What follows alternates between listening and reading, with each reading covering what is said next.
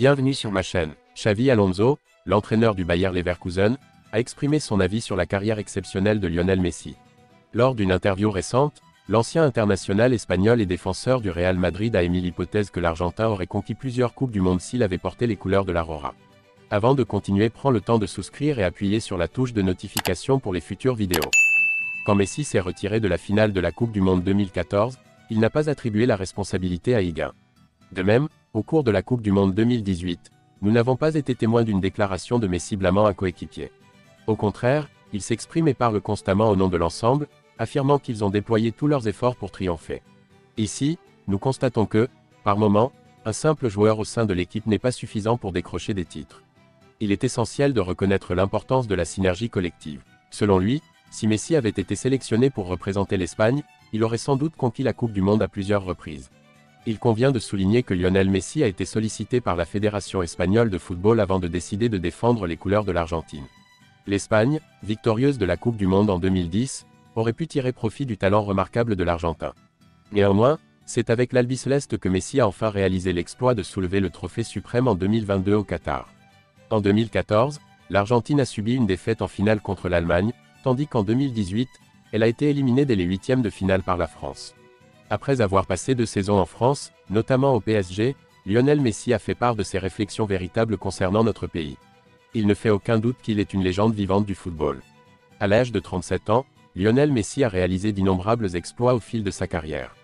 Largement salué pour son habileté technique avec le ballon, ainsi que pour sa facilité à dribbler. L'Argentin peut légitimement être fier de son parcours.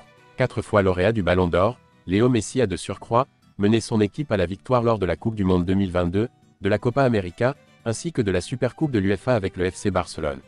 C'est au sein de cette ville espagnole que Lionel Messi a profondément marqué sa carrière.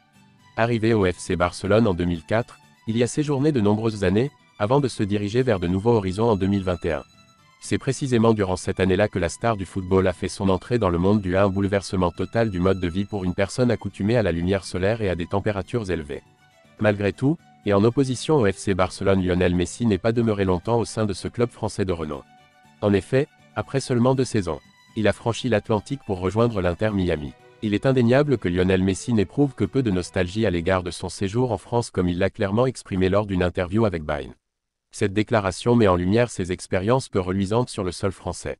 La vérité est qu'il s'agissait d'une adaptation particulièrement ardue, bien plus complexe que je ne l'avais anticipé, a-t-il révélé sans embâge.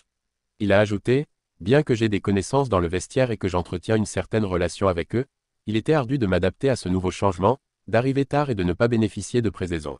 Lionel Messi souligne: pour moi et ma famille, m'adapter à un nouveau club, à un style de jeu inédit, ainsi qu'à mes nouveaux coéquipiers et à la ville a été particulièrement complexe au départ.